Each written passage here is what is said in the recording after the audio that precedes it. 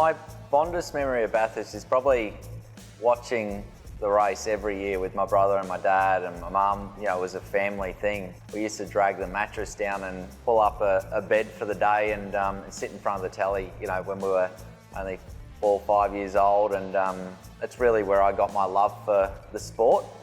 Being at the racetrack for the first time, and I think it was about 88 or 89, sitting down there on the last corner and watching all the cars go past and watching the end of the race, and then walking onto the track and feeling the amount of rubber that was down on the track. And I collected this massive ball of rubber, and I thought that was the best thing ever because it was from my idols' cars. And I wish I still had that big ball of rubber, but I think I threw it out the next day.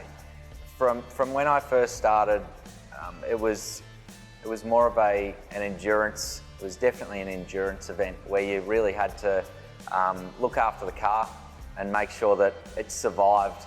Now it's more of a sprint race the whole way. You are pushing 100% the whole way. The co-drivers now have to be as quick as the main drivers to really have a shot at winning.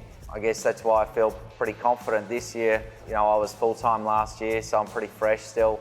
Yeah, you've really got to be on it the whole way, and it's qualifying laps every lap. Any moment I can get before a race to play some music, that's the go. But it sort of puts you in the state of mind that you want to be in. It probably depends on how you're feeling. Like if I'm feeling a bit stressed and you know, anxiety levels are up, then I'll play a bit of chill out music, maybe some Jack Johnson or John Butler or something like that. But then when you really want to fire yourself up for a race, you know, I'm cranking Metallica or something like that just gets you in the mood to really attack. And after you've done so many laps around Bathurst, but you start driving subconsciously after a while. All of a sudden you just start, you know, a song pops in your head and you wonder where the last 20 laps just went because you sort of zone out. It almost becomes robotic to drive the car. The first time I raced at Bathurst was in 2004, and it was the scariest thing ever. And to be sitting there on the grid for your first time, I'd never been there in a supercar before, actually in anything before, so it was pretty daunting. I can't imagine going back into that mind frame again because the stress level is super, super high.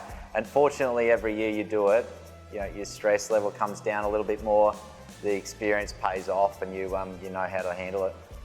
I used to go up there every year, and it was probably more so after the mountain hadn't been kind to me for about 3 years in a row. I thought, what have I done to you? So I went up the top, bought a bottle of scotch, and I just dug a little hole, poured it into the hole, and I thought, maybe this mountain will appreciate this.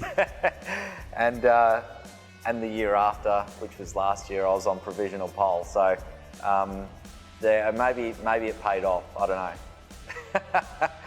I reckon there'll be plenty of King Chrome tools getting pulled out of the trolley this weekend. Hopefully not our car.